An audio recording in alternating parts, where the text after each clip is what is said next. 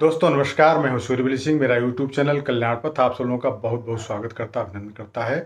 दोस्तों आज मैं आप लोगों के समक्ष एक बहुत ही सुंदर और प्रेरणास्पद कहानी लेकर आया हूं। उसका शीर्षक है निस्वार्थ प्रेम।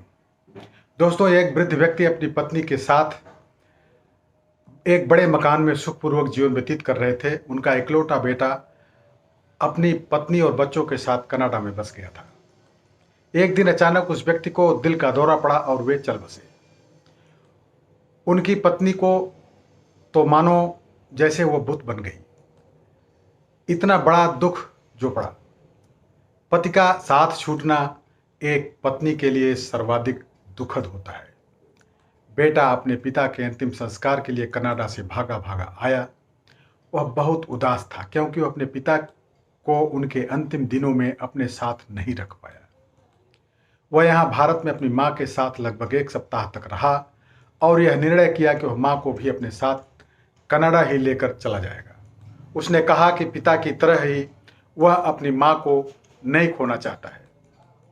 माँ को जब यह पता चला तो वह बहुत खुश हुई कि चलो अपने बेटे पोते के साथ बुढ़ापा कट जाएगा।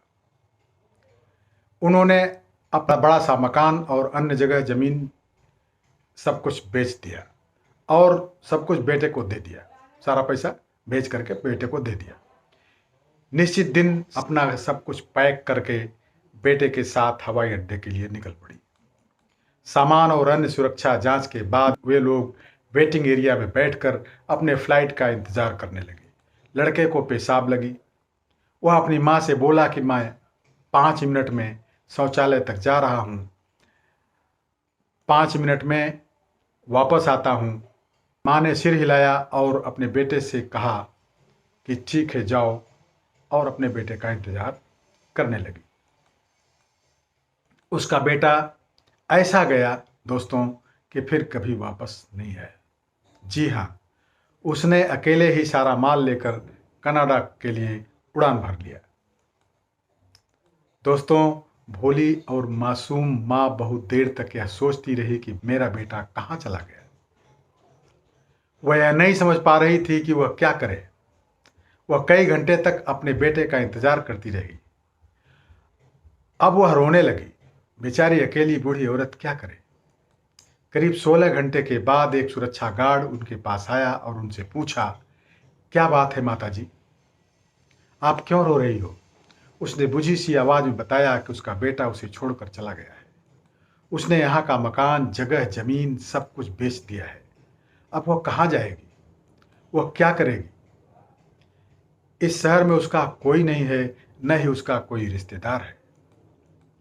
गार्ड यह सब सुनकर बहुत दुखी हो गया, लेकिन वह क्या कर सकता था। उसने उस बूढ़ी औरत से कहा, माता जी आप अपने उसी घर पर चले जाइए और जिसने भी वह घर खरीदा है उसको बोलिए कि वह आपको वहीं रहने के लिए थोड़ी सी जगह दे दे। उसने उस वृद्धा को उनके मोहल्ले को जाने वाली गाड़ी में बैठा दिया और किराया भी दे दिया। दोस्तों उस घर को एक युवा दंपत्ति ने खरीदा था। उनका एक छोटा सा बच्चा भी था। वृद्ध महिला ने जब दरवाजा खटखटाया तो एक महिला ने दरवाजा खोला। उस बूढ़ी माँ ने सारी बातें उस महिला को बताई। वह बोल भी रही थी और रो भी रही थी। आप मुझे थोड़ी सी रहने के लिए जगह दे दो, मैं आपके बर्तन धो दूंगी, बच्चे को संभालूंगी और आपके घर के एक कोने में पड़ी रहूंगी। उस महिला ने उस वृद्ध औरत को घर के अंदर उस कमरे में ले गई जहां उसका पति टीवी देख रहा था।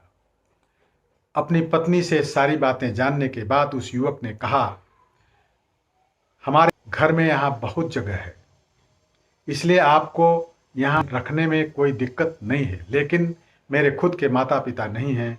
यदि आप यहाँ मेरी माँ की तरह रहना चाहती हों तो आपको मैं यहाँ रहने की अनुमति दे सकता हूँ। यह सुनकर वह वृद्धा महिला अभिभूत हो गई। अब वह उनके साथ रह रही है, वह उनके बच्चे का ख्याल रखती है और वे लोग उन्हें अपनी माँ की तरह व्यवहार करते हैं। जब कोई अपना सगा इस तरह बेरहमी से पेश आता है तो दोस्तों कई निस्वार्थ प्रेम वाले व्यक्ति आगे आकर सहारा दे ही देते हैं। तभी तो यह दुनिया चल रही है। दोस्तों कहानी कैसी लगी कमेंट्स में अवश्य लिखिएगा और अपने यारों मित्रों दोस्तों को शेयर भी कीजिएगा। ध्यान से इस वीडियो को देखने के लिए बहुत बहुत धन्यवाद।